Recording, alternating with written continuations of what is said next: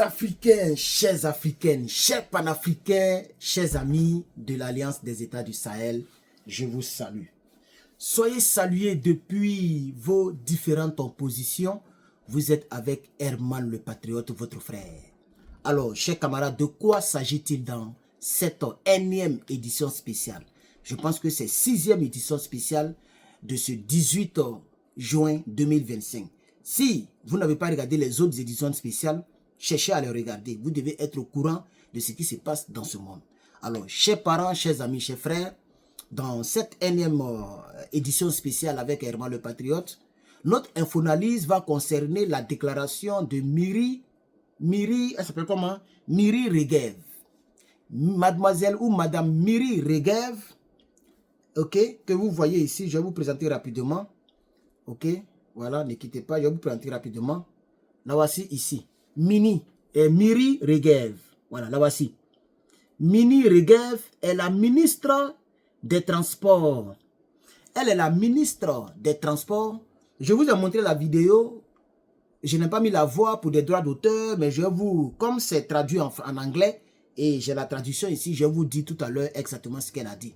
Mais comme je vois certains Africains qui ont l'habitude de mettre maintenant des commentaires, tu mens, tu mens. Il est quitté là-bas, il a lâché, il a chié, il n'a pas essuyé son cuir, il vient, tu mens. D'autres ne se brossent pas, ils viennent, tu mens. D'autres même, au lieu d'aller chercher un peu sur Internet avant de venir pour voir si ce que nous disons, c'est confirmé ou pas, et ils sont là seulement, tu mens, tu mens. C'est pourquoi j'ai montré un peu la vidéo, pour que ces jaloux-là puissent aller loin avec leur jalousie et les aigreurs. Nous, ici, on continue notre combat. Voilà. Il faut que l'Afrique sache ce qui se passe dans le monde. Comme ça, nous aussi, on ne sera pas surpris. Comme ça, nous aussi, on va comprendre comment le monde d'aujourd'hui marche. Le monde d'aujourd'hui, oui, chers camarades, ce n'est pas du jeu. C'est la loi du plus fort. Celui qui monte ses muscles est respecté. La Corée du Nord est respectée. Aujourd'hui, qui a le culot de toucher la Corée du Nord? Quand la vérité, il faut dire. Vous voyez, ils ont dit que la Corée du Nord, pays dictature, pays si la Corée du Nord acquiert l'arme nucléaire, elle va larguer sur les gens injustement.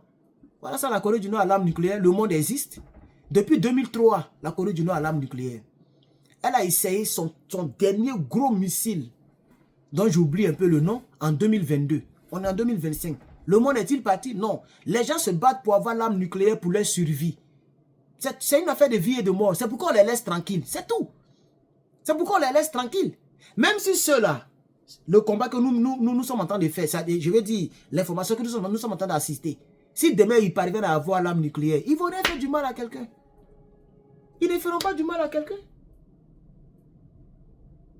Hein? Attendez, il y a quelqu'un qui a garé devant ma maison. Je vais voir c'est qui, je vous reviens tout à l'heure. Ok, on a réglé la question. C'était juste un livreur. Et donc, vous comprenez, chers camarades, ils ne vont rien faire à quelqu'un. C'est ce que nous voulons que le monde comprenne. Vous qui pensez que non, c'est une histoire de religion. Toi, Herman, tu soutiens tant. Oh, tu devais soutenir ici. C'est rentré, sorti ici. Chers camarades, les gens ont créé la démocratie. Les gens ont créé des choses pour endormir le monde. Aujourd'hui, tout le monde sait. On ne voit pas le drapeau du Mali, là. Voilà. Voilà. Aujourd'hui, tout le monde sait comment le monde fonctionne. Ah oui, tout le monde sait aujourd'hui comment le monde fonctionne. Et donc, chers camarades, chers frères, voici un peu ce dont je vais parler dans cette vidéo. La sortie du ministre, hein, la ministre, pardon, mon truc avait tombé, hein, donnez-moi, je m'excuse, hein, mon truc là n'est pas trop ça, il doit acheter un autre même. Voilà, ministre, donc, ok, ministre du transport, elle a fait une déclaration. Vous savez ce qu'elle dit? Dans cette vidéo, elle dit, à ce stade, nous n'autoriserons pas les Israéliens à voyager à l'étranger. Seuls les touristes, les hommes d'affaires et les diplomates de retour dans leur pays pourront partir. Concrètement, cela signifie une interdiction de quitter le pays pour tous les citoyens israéliens. Hier, on a appris que les compagnies aériennes n'étaient pas autorisées à embarquer des résidents locaux, même sur les vols d'évacuation. il n'existe pratiquement aucune autre alternative pour les Israéliens de quitter Israël. Il n'existe ni train, ni ferry, ni train, ni train, ok, comme c'est en anglais, ça me fatigue, ni par voie ferrée pour atteindre les pays voisins. Et les frontières terrestres ne sont pas ouvertes, ne sont que ouvertes aux détenteurs de passeports étrangers et aux diplomates et aux grands hommes d'affaires. L'explication officielle que la ministre a donnée est d'éviter l'encombrement à l'aéroport et assurer la sécurité des passagers étrangers. Ça n'a pas de sens pour moi. Hein. Mais le contexte de cette mesure est éloquent et rappelle la busification ukrainienne selon les experts. Je ne comprends pas bien le mot là. Parce qu'ils ont mis ça en anglais, mais bon. Voilà. Donc en réalité, ce que moi je dis ici, c'est que les gens ne veulent pas que Israël puisse avoir l'image de celui qui subit la guerre. Parce que quand les gens quittent, ça se passe à Téhéran, beaucoup de personnes ont commencé à fuir. Et certaines personnes ont filmé les embouteillages, tout ça pour dire, oh, les gens fuient Téhéran. Vous voyez, non? Voilà. Du côté d'Israël, les gens ne veulent pas montrer cette image des Israéliens qui fuient l'Israël. Parce qu'on fuit un pays lorsque le pays subit la guerre. Enfin, vous savez que chaque jour minimum, c'est 200 à 300, 400 missiles qui sont largués sur Israël. Mais les gens font tout pour ne pas trop en parler. On parle beaucoup plus des frappes israéliennes en Iran, mais on ne parle pas du contraire ou de l'opposé, c'est-à-dire les frappes de l'Iran en Ukraine. C'est ça la triste réalité.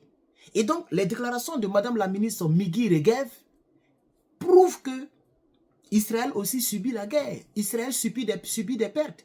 Officiellement parlant, l'Iran a frappé 90 cibles. L'Iran a réussi à atteindre 90 cibles et a largué 300 et quelques missiles. C'est ce que les France 24 disent.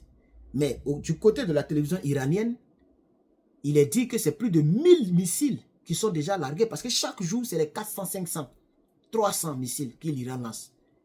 Vous comprenez? C'est plus de 1000 missiles qui sont largués.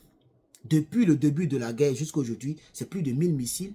Mais les chaînes Toubaboulal disent que c'est 300, 400 et quelques missiles qui ont été largués et 90 cibles ont été atteintes. Et donc, chers camarades, bon, nous on est là, on observe. Mais les déclarations de Madame la ministre prouvent que, et démontrent que Israël aussi subit la guerre. Et nous, la conclusion que nous tirons, c'est que la guerre n'est pas une bonne chose. Les gens doivent arrêter la guerre. Celui qui a la capacité d'enrichir son uranium pour avoir son arme nucléaire. Vous étiez 5 pays à en avoir. Aujourd'hui, c'est plus de 9 à 10 pays qui ont l'arme nucléaire. Quand on met l'Iran dedans, ça fait déjà 10 pays. Demain, ça va être 11 pays, 12 pays. Parce que je vois la Turquie qui est en train de venir en grand pas. Et il y a d'autres pays peut-être qui font l'enrichissement de l'uranium ou du plutonium, qui ont même déjà des centrifugeuses, mais qui sont tranquilles. Puisque la technologie peut être achetée, vous savez qu'on achète tout dans ce monde. Tout est achetable. Vous voyez? Et donc, chers camarades, voici l'information que j'avais pour vous. Je vous reviens incessamment avec d'autres informations. N'oubliez pas de partager, ça fait du bien, chers camarades.